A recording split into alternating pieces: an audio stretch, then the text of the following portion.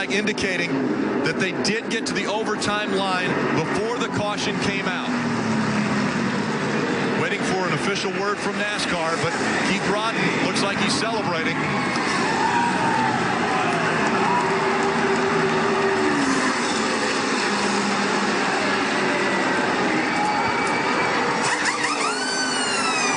A record 14th caution.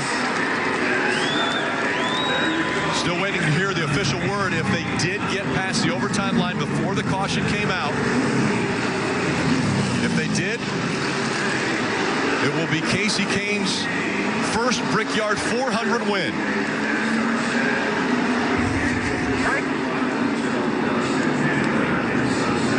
And we take a look at the overtime line. Kasey Kahne was there before the caution came out. Kasey Kahne will win the Brickyard 400. On a great restart. Not a good restart, a great restart. He said. That's how you do it, baby. Winner of the Brickyard 400. And guess what? Another winner in 2017 that now has an opportunity in the playoffs. Kasey Kahne. So many question marks around what's going to happen in his career. Needing a win to get into the playoffs, and he gets it at Indianapolis Motor Speedway. This moment presented by Sunoco, fueling victories all season long. He will be taking the checkered flag. Keep coming.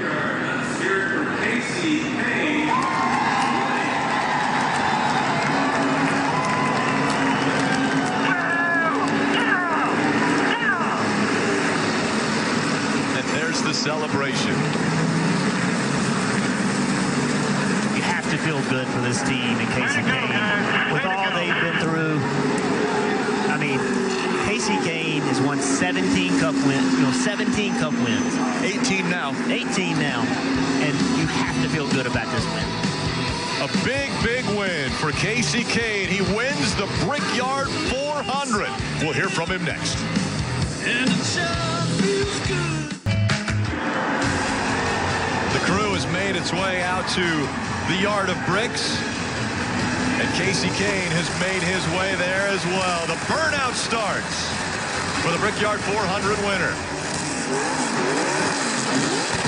Now Rick Hendrick has 10 Brickyard 400 wins. 5 with Jeff Gordon, 4 with Jimmy Johnson, and 1 with Kasey Kahne.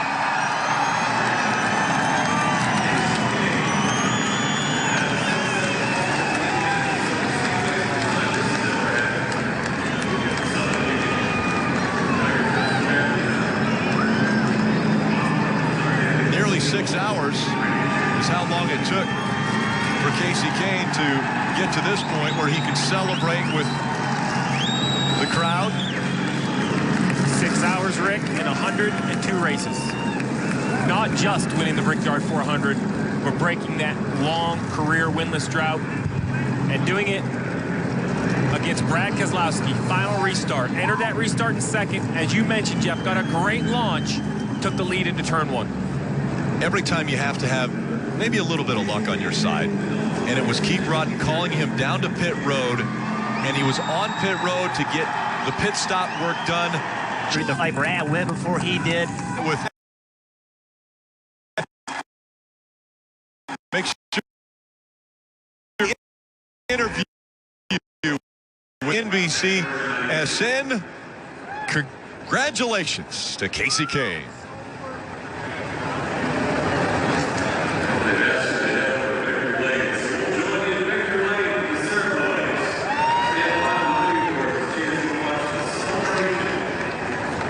An elated Kasey Kahne. He's climbed back into the car. Rick Hendrick is right there congratulating him. Now he's going to make his way to victory lane.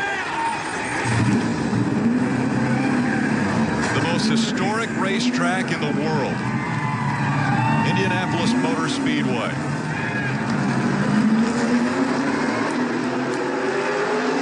For 24 years, the Monster Energy Cup Series has raced at this iconic racetrack. And Kasey Kahne, so many questions about how long would he be with Hendrick Motorsports. Still a question, but this definitely helps the situation. Kasey Kahne wins, has a chance at a championship now. With that win, that will put him into the playoffs. He showed tonight, if you put him in the position, he can win races. He just proved that. He beat a champion late in the race with a perfect restart. He can still win races in the right situation. Rick, no one knows what type of momentum this could generate. Is this the difference? Is this the spark? Is this the light at the end of the tunnel that Kasey Kahne needed to find that magic he once had of winning multiple races in a year? You said he got a very fortunate break on pit road at lap 149. Kasey Kahne and this 5-team did. It took multiple restarts, but he got it done. And he rolls into victory lane.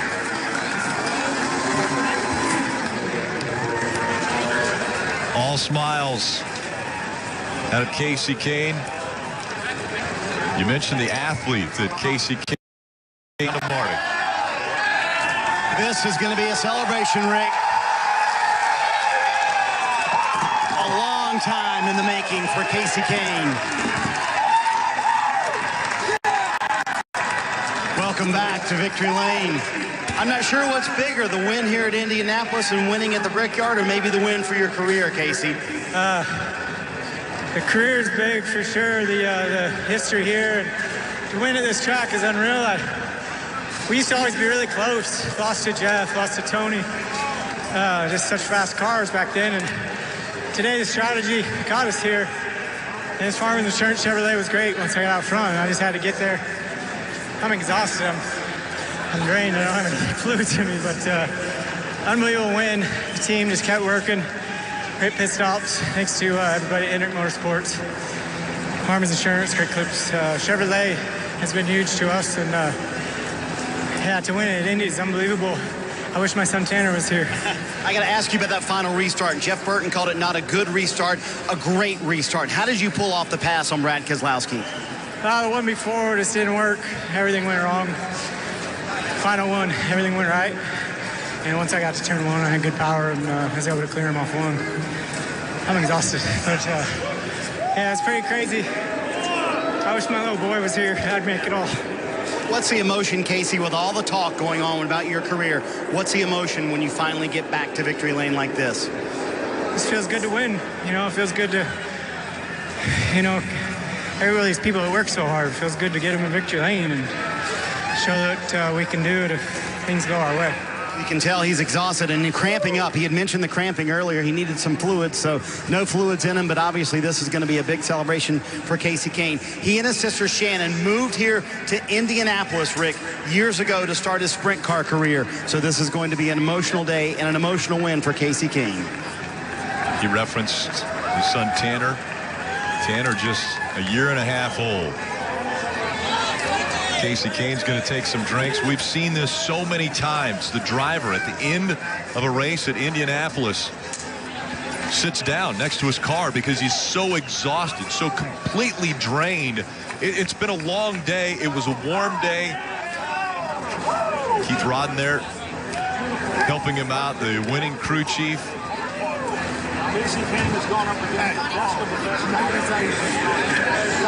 What a day it's been. This is, you work out, you train, but you don't have that emotional component. You can't put that in your training. And when you add that to this, the heat, it's very physically demanding. Then possibly his career is on the line, right? And so you add that physical component, the heat and all that, and the emotion, and this is what you get. I can remember Ricky Rudd having to sit down by his car. So many drivers, and when the race is over, just exhausted, and a lot of it is emotion. I said Tanner, his son, is a year and a half old. Tanner hasn't been alive. Tanner wasn't alive the last time that Kasey Kahne won a race. That's why he wants him here with him And we take a look at the playoff standings after 20 races. You put Kasey Kahne's name in yellow, and on this list, Kasey Kahne now in the playoffs. Rick, this win had huge ripples, you just heard, within Kasey Kahne's career, but it also made huge waves within the playoff standings. This was a driver who was on the outside, well on the outside looking in. This win, as you mentioned, moved him in, moved that cut line down. Now Joey Logano is out. Clint Bowyer is out. Now there's only 4 spots available. 4 drivers at this point can get in on points, still with 6 more races to go before the playoffs are set. So there's no telling who else could win. This was a huge win for this entire playoff picture. And look who those drivers are. Who you're going to drag 4 out of. Kyle Busch, Jamie McMurray. Jamie Murray's won the Daytona 500, the Brickyard 400. Chase Elliott, one of the young up-and-coming superstars. Matt Kenseth, the former champion. Clint Bowyer, contender for championships. Joey Logano, contender for championships. I mean, these are the who's who of this sport. Somebody's not going to make the playoffs. How big was this win? Look at the elation. Kasey Kahne in victory lane. We saw earlier Jimmy Johnson's name etched in the trophy.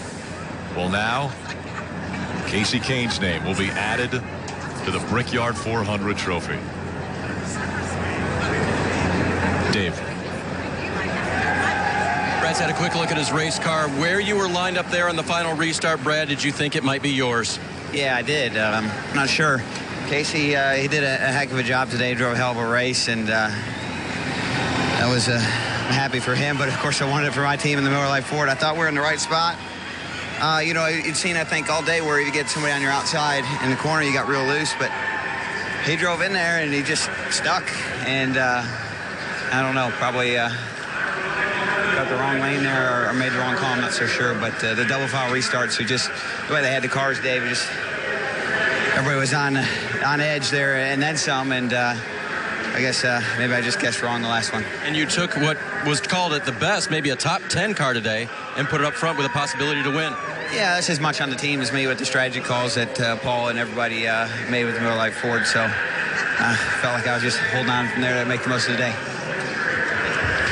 Well, Dave, I've known this man a long time. I can tell, I can sense the relief in you.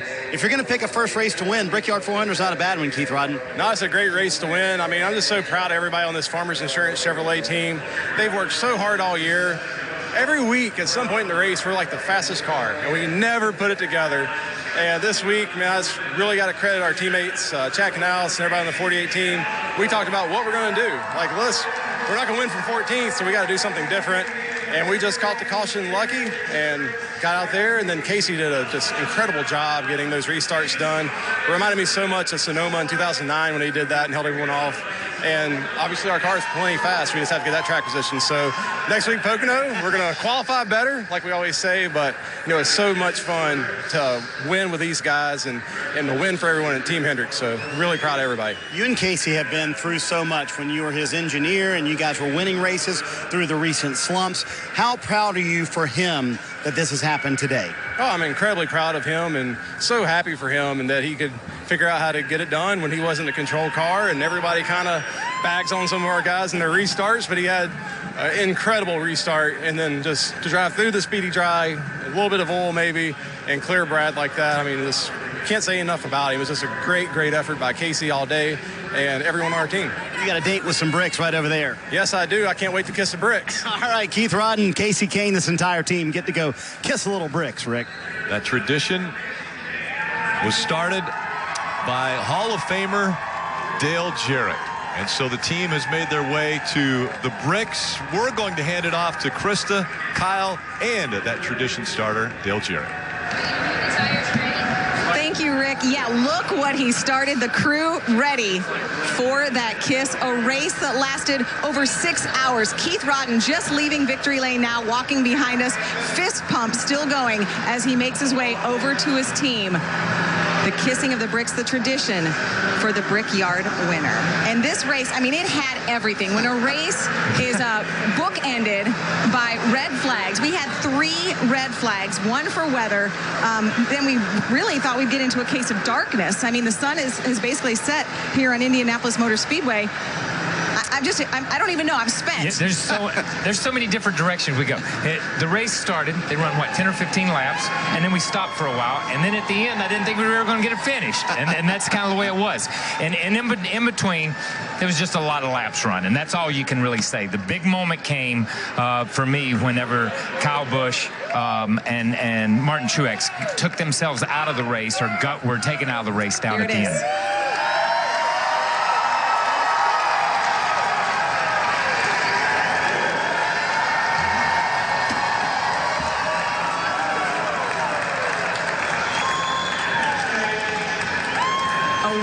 Strip of bricks. It's been abused for 160 laps at over 200 miles an hour.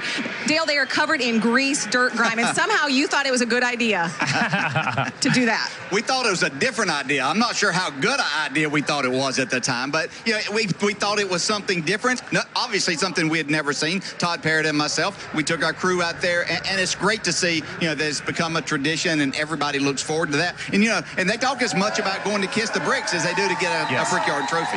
I'm going to say this. We're standing over here in Victory Lane. They're out on the yard of bricks. And I think I heard that one brick call Rick by his first name.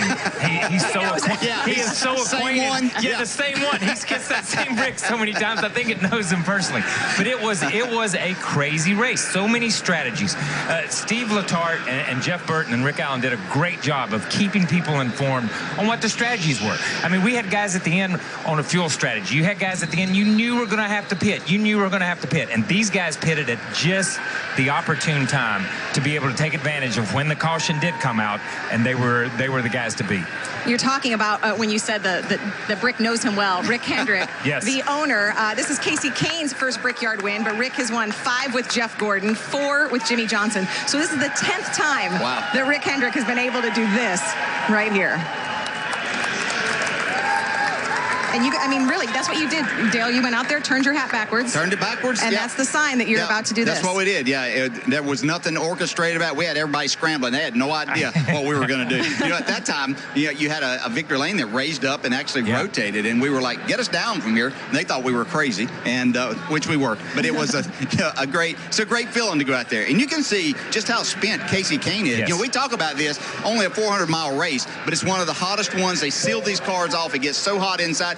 And plus, they've been in there a long time. It's not like it gets cooler, during these red flags that you're sitting there. So, and then to expend the energy that you have to as a driver. This was a desperate situation for Kasey Kahne, especially as it got down to the end there. He was in the catbird seat once that caution waved that kind of shook everything up.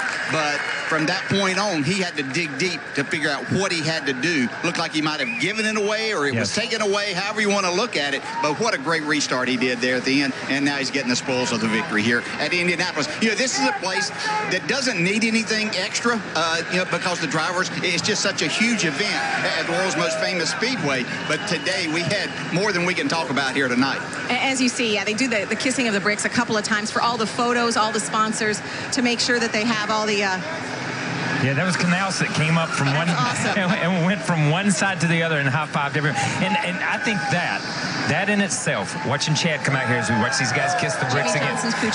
Jimmy Johnson's crew chief. I think Chad, that shows, and that's a tribute. That's a tribute to little Ricky and Rick's son and the group that died tragically in an airplane crash on the way to Martinsville. But I think Chad coming out there shows what Hendrick Motorsports is all about.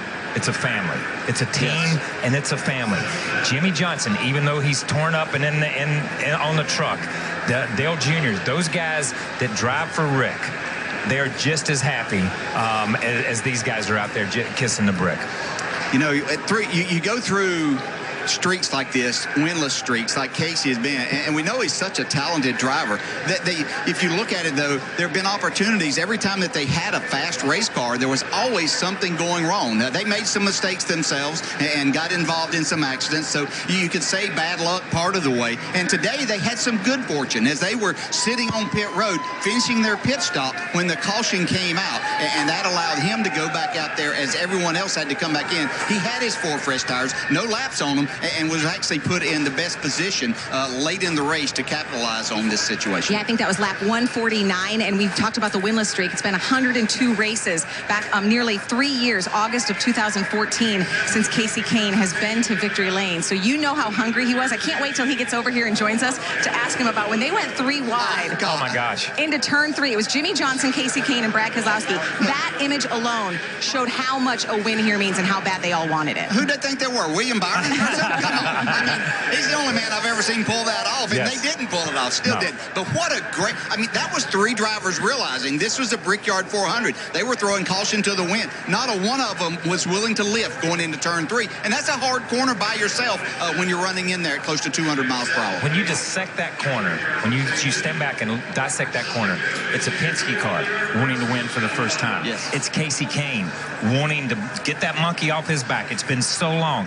And it's a 7-time champion who knows the importance of what the Brickyard is. And none of them were willing to give a quarter. None of them were willing to give an inch. They were there. They were going to the wall.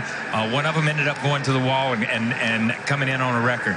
But I think that speaks volumes for what this racetrack and what this race means and what NASCAR is. And I love what Jeff Burton said. I think he was up in the booth. He said, when you go through there knowing one of you is not coming out. That's right. I mean, that's what it takes now. And again, not to undersell another race, but if we were at another racetrack that maybe didn't have the history, I mean, you still have the win, you still get the playoff points, you still make the playoffs, but there's something about the fact that it was here is what I think meant, like, this is what it means to win here and put your name with the Earnhardts, the Dale Jarrett, the Bobby Labanis, the Kevin Harvicks that have won here. Well, the man that made all of that 3 wide on the inside was Jimmy Johnson. He's won here 4 times. He didn't have anything else to prove, but he was trying to tie Jeff Gordon for 5 wins here at the Brickyard. And so he was willing to take that chance. Kasey Kahne there was no doubt he wasn't lifting going in there because he needed a win. That's the only way he's going to be a part of the playoffs. And Brad Keselowski hasn't won in a while.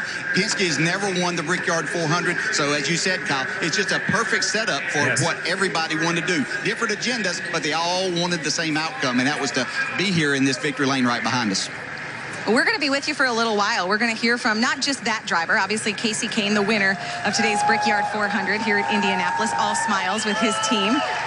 But we're going to hear from some of the other drivers, and there were plenty of storylines. And you did talk about, I do want to point out how exhausted Kasey is. They had driver introductions, meaning they were in their fire suits in this 100-plus heat index in Indianapolis at 1:55. So basically at 2 p.m., and this race ended at 9 p.m. That's over 7 hours. Yeah, and I'm going to say something, and Dale knows this, is these red flags, when you stop, it's like sitting in an oven. Yeah. It is, as long as the car's moving and you can drag your hand out under caution sometimes and you keep moving around in the car, yeah, it wears you out. And they've been in the car a long time. But those red flags and having to sit in the middle of the backstretch and having to talk about things with their crew chiefs and think about things, that wears you out mentally also.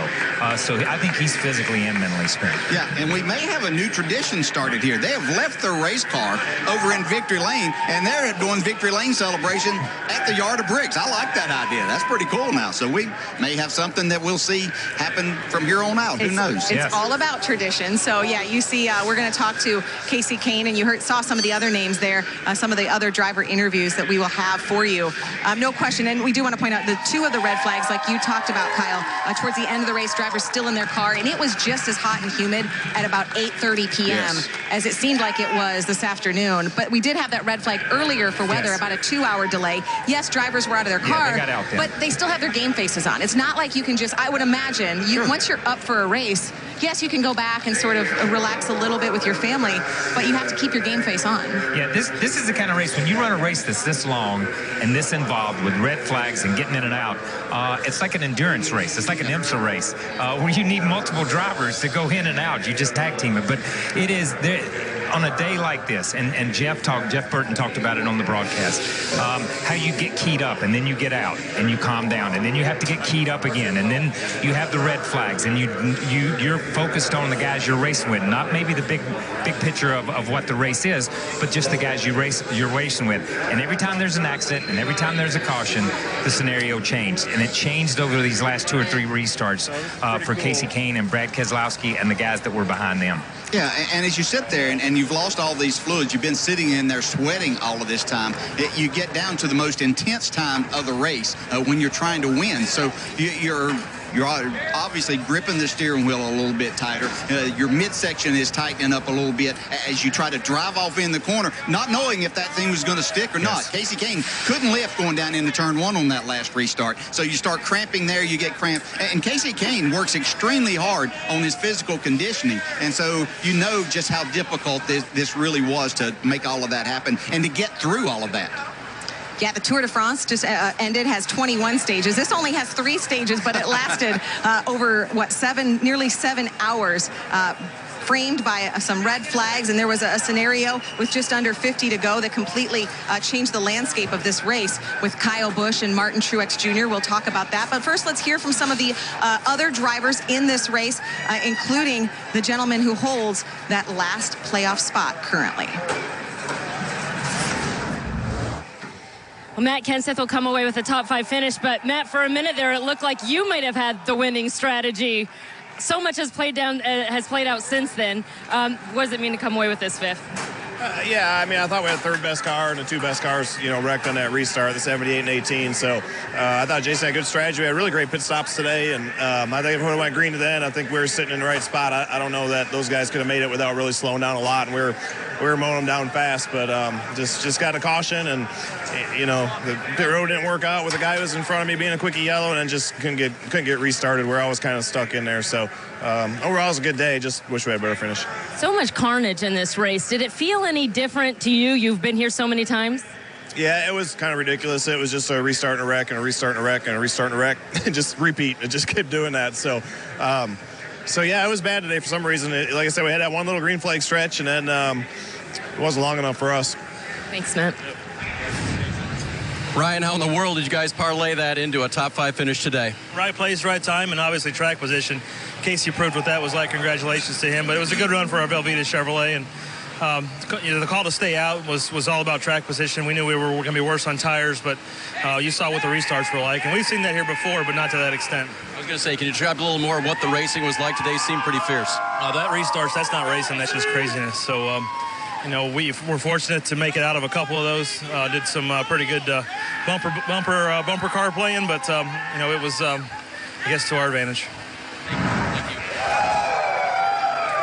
Ryan Newman has won this race before, and he came over to victory lane to congratulate Kasey Kahne, another Chevrolet driver. So these photos are definitely, I would imagine, going to be that we've ever had. I don't know if it has ever ended well after 8 o'clock.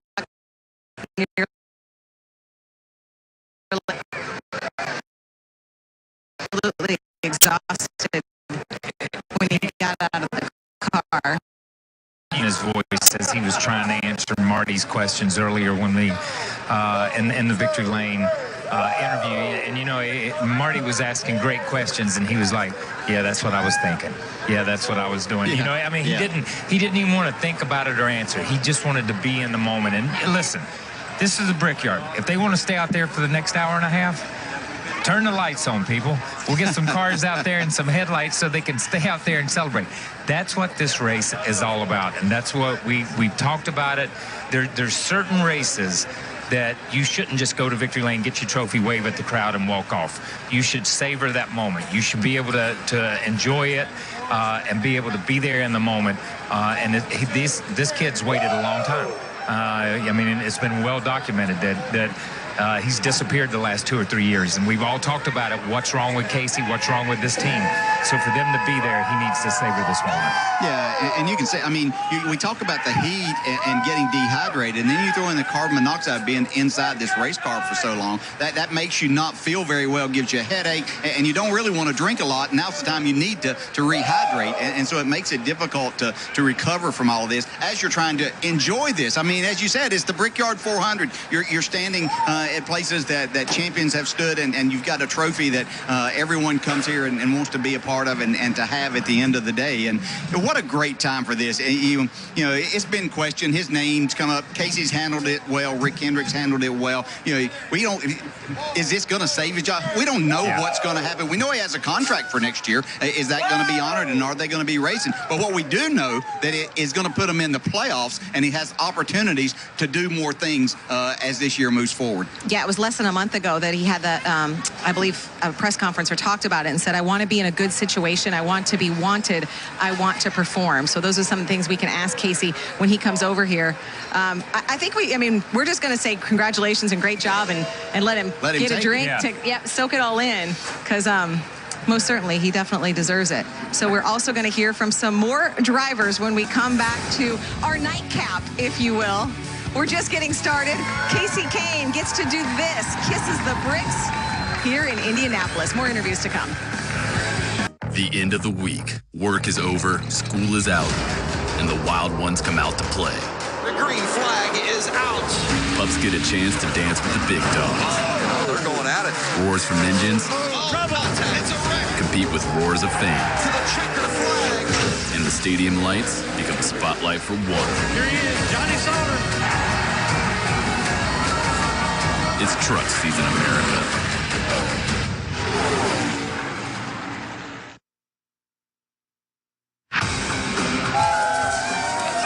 Darkness begins to fall on Indianapolis Motor Speedway. The celebration continuing for Kasey Kahne and the 5 team.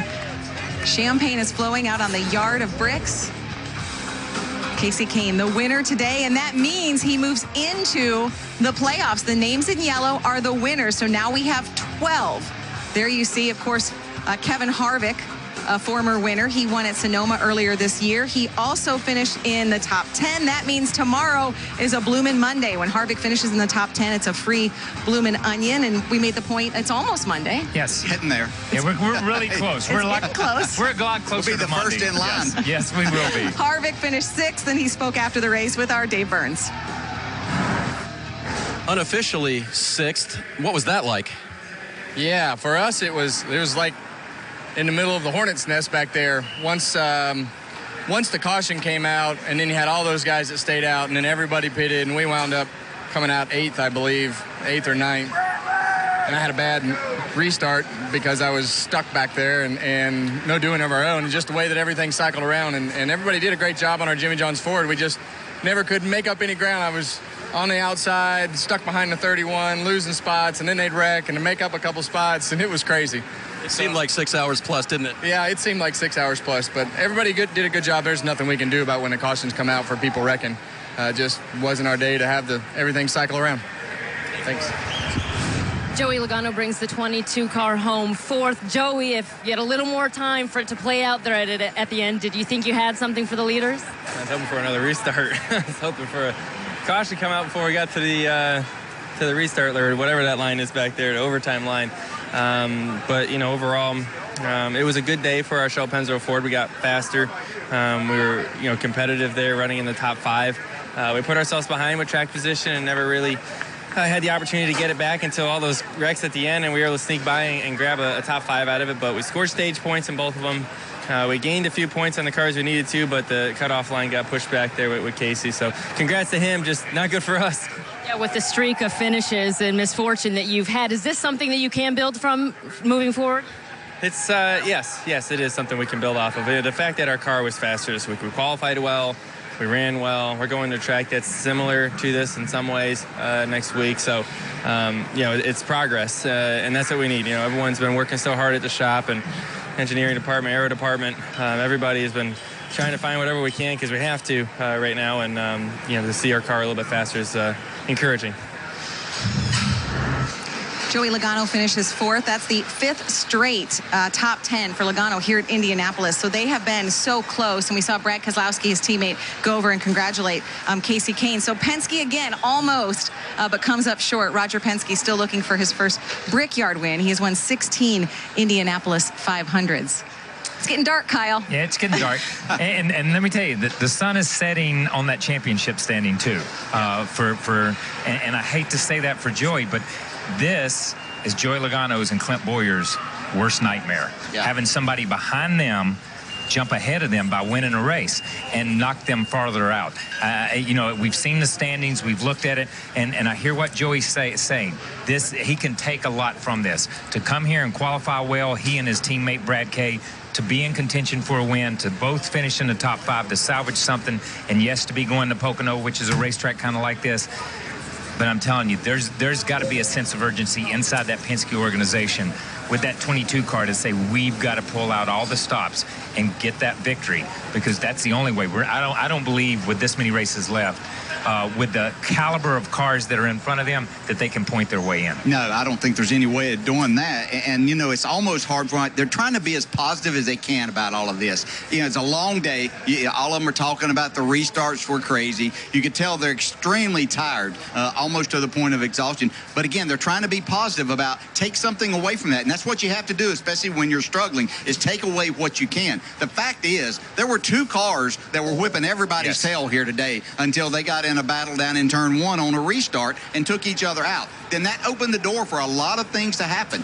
But that's when you have to try to take advantage of that situation. And Joey got a good finish out of it. But, you know, his teammate Brad, he's in. He's got a couple of wins. So Joey's got to try to find a way to go to Pocono next week. Hey, a Ford won there the last time we were there. Ryan Blaney did his job. Harvick was right there in the Ford and finished second. So the Fords can perform there. They have to figure out a way to make their Ford be up there where they can try to make things happen. Once again, they probably got a better finish than what their car was, which is what they do very well, but they got to be a little closer to the front. It's such a tightrope because, yeah, Joey Logano has won at Watkins Glen. He's won at Michigan. Yep. Those are coming up, but only 6 more chances to make the playoffs. We're going to talk about a lot more. Right now, Kasey Kahne's crew walking back to take care of the car. You see there, Kasey Kahne heading over to the infield care center. So we're not sure if we're going to get to talk to him. Obviously, we talked about how exhausted he was, so likely getting some fluids, make sure that he's just okay after this tough race. But Joey Logano was Kyle Petty's pick for this race. Martin Truex was Dale Jarrett's, and he talked about this. This was the moment, Martin Truex and Kyle Busch, that changed everything. We will discuss that when we come back.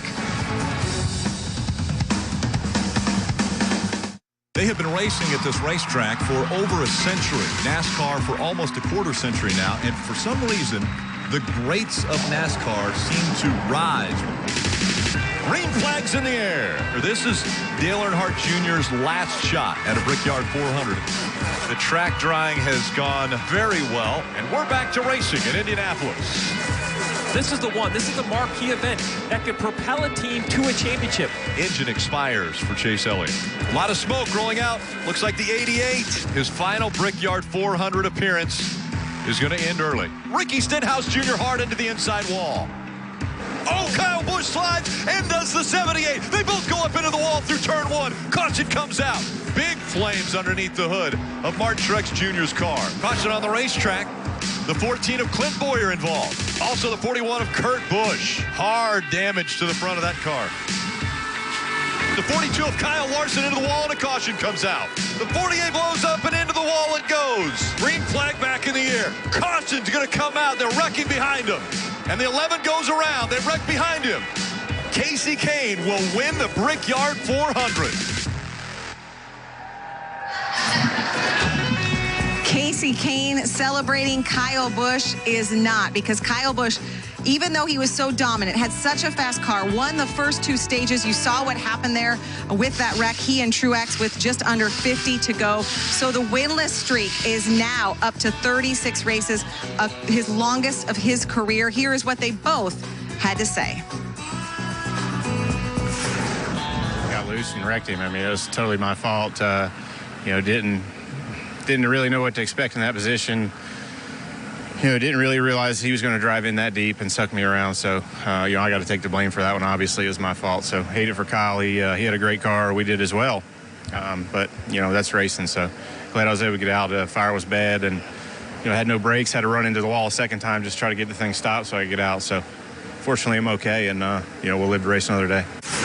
I mean, you, I guess, could have continued to play the teammate game and tried to settle it on a green flag pit stop. But if he would be that much faster than me and yard me by 3 seconds in a run with the clean air, then I'd never have an opportunity to be able to pass him back, even if we had a stellar pit stop. So That's the way it goes. Just chalk it up as another one that we figure out how to lose these things by, and it's very, very frustrating. And I hate it for my guys. They build such fast Toyota Camrys, and this Skittles Camry was really good again today, and had one to go out there and put ourselves in the record books for 3 in a row, but not happening.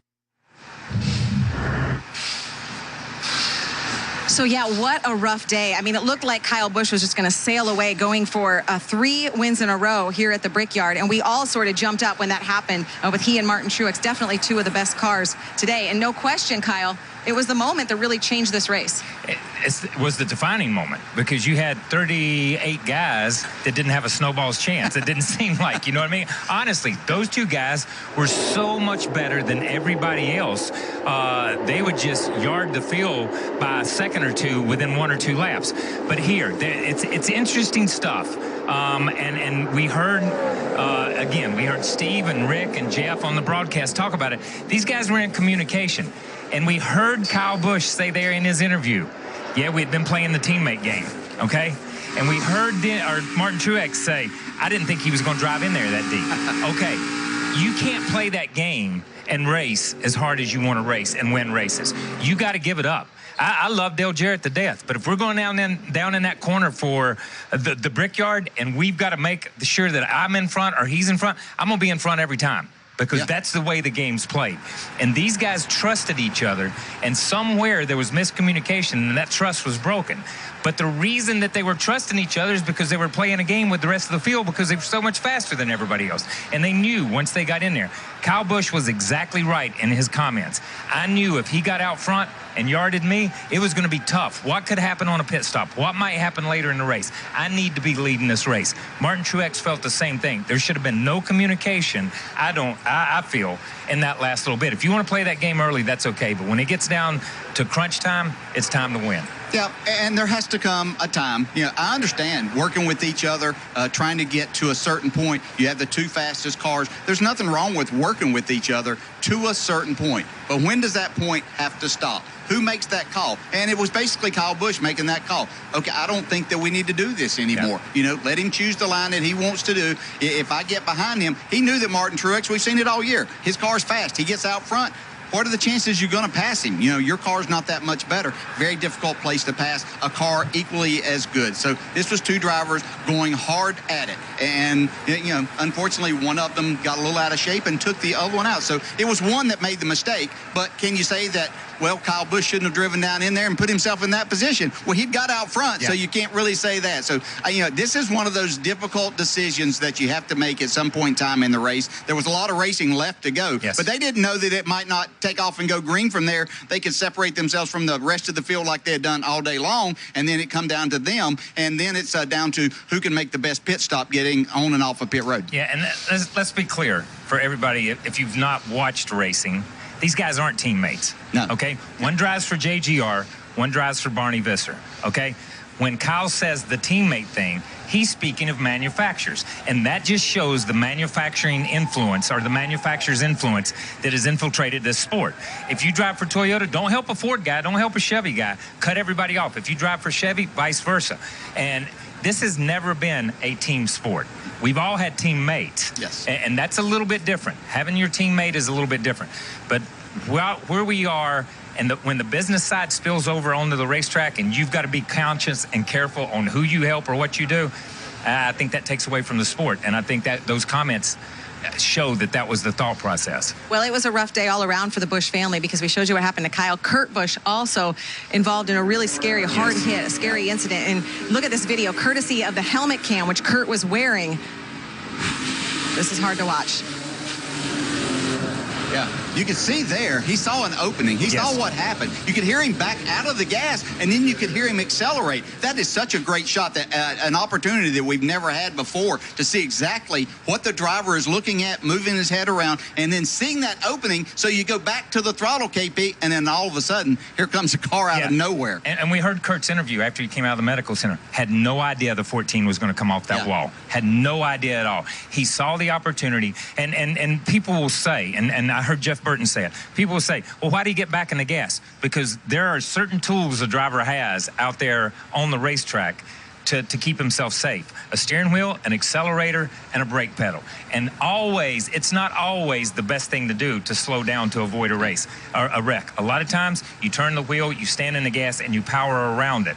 He saw an opening, he tried to power around it, and the door closed. That's exactly how I ride a motorcycle. Yeah, that's perfect. Good job. Good job. I'm just making sure you guys are still awake, still paying attention. Good job. When we come back, Steve O'Donnell is going to talk, one of the NASCAR executives, going to talk about the decisions and what NASCAR was up against with not just the late restart, but also darkness. Casey Kane, the winner.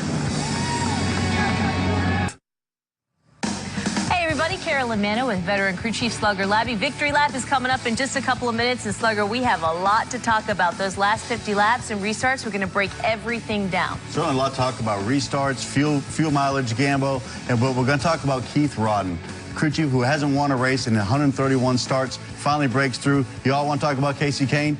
I'm going to talk about my guy, Keith Rodden. We'll get a crew chief's perspective and talk about who won and who lost. In the meantime, let's go back to Krista, Kyle, and DJ. Thank you, Carolyn. Yeah, Slugger knows what it's like to win this race. Yes. He did so as crew chief for Paul Menard. And Steve O'Donnell, NASCAR's executive vice president, just had this quote regarding if the question was asked if darkness played a role in the race finish and when they threw the caution. He said, it would have been if we would have red flagged the race, we would have never got it back in. There was clearly oil on the racetrack. And yet the darkness was most certainly coming. It was the second attempt at overtime.